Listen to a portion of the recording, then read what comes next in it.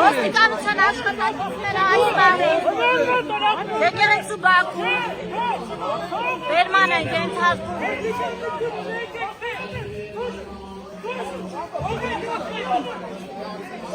ինչ է կանում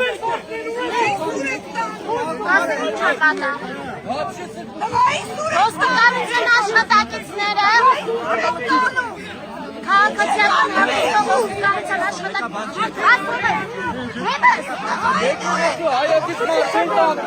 հենց հիմա ոստիկանության աշխատակիցները եկեղեցու բակ